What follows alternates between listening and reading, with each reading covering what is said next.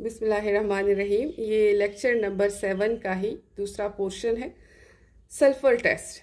ठीक है कि अगर हम नाइट्रोजन डिटेक्शन करते हैं और उसमें हमारे पास प्रोशियन ब्लू कलर भी नहीं आता, यानी नाइट्रोजन नहीं प्रेजेंट, और सल्फर के लिए भी नहीं आता ब्लड रेड कलर, तो उसका मतलब नाइट्रोजन नहीं है। लेकिन हम फर्दर सल्फर के लिए टेस्ट कर सकते हैं, सल्फर की डिटेक्शन हो सकती है। तो जो दूसरे टेस्ट ट्यूब में आपने सेकेंड पोर्शन लिजाइन सोल्यूशन का लिया हुआ है, उस लिजाइन सोल्यूशन में आप एसिटिक एसिड ऐड करेंगे और उसको बॉयल कर देंगे। जब जैसे ही आप एसिटिक एसिड ऐड करेंगे और उसको बॉयल करेंगे तो H2S की एक गंदी सी रॉटन एग की स्मेल आना स्टार्ट हो जाती है। तो उधर से ही पता चल जाता है कि आपका जो लिजाइन सोल्यूशन है, आपका जो ऑर्गेनिक कंपाउंड है, उसमें सल्फर मौजूद है, तभी H2S बना है और जिसकी रॉटन एग की स्मेल आ रही है।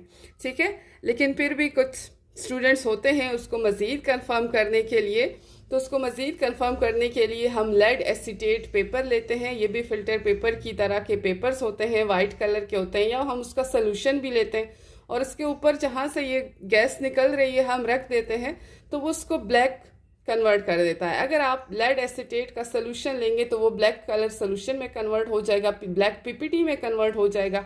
लेकिन अगर आप लेड एसीटेट पेपर लेते हैं तो उस पर ब्लैक स्पॉट्स आना शुरू हो जाते हैं, जो कि हमें सल्फर प्रेजेंस के बारे में बता देते हैं। लेड सल्फाइड ये होता है PbS, इसी का ब्लैक कलर ये उसको कन्वर्ट कर देता है।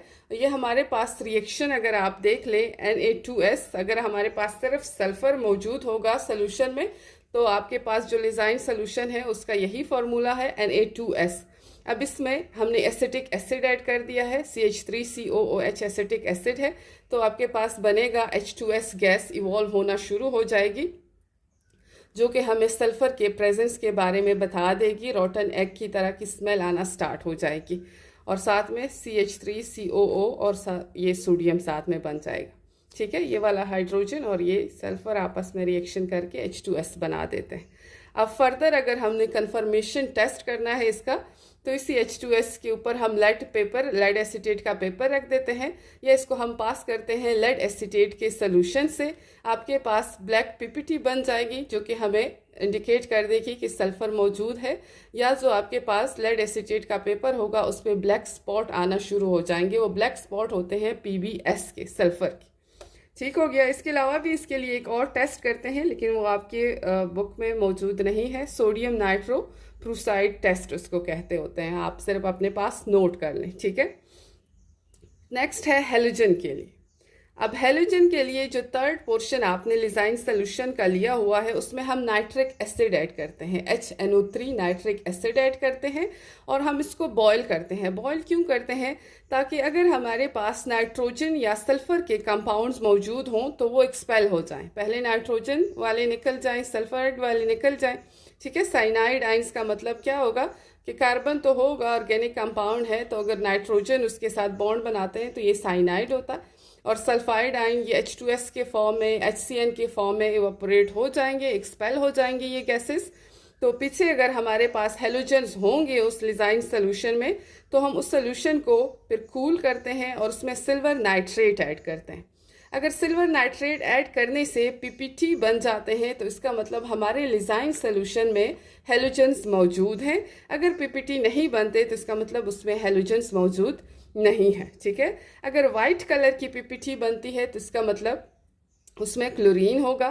पेल येलो कलर की PPT बनती है तो इसका मतलब ब्रोमीन होगा, और अगर डीप येलो बनती है तो इसका मतलब उसमें आयोडीन मौजूद होगा।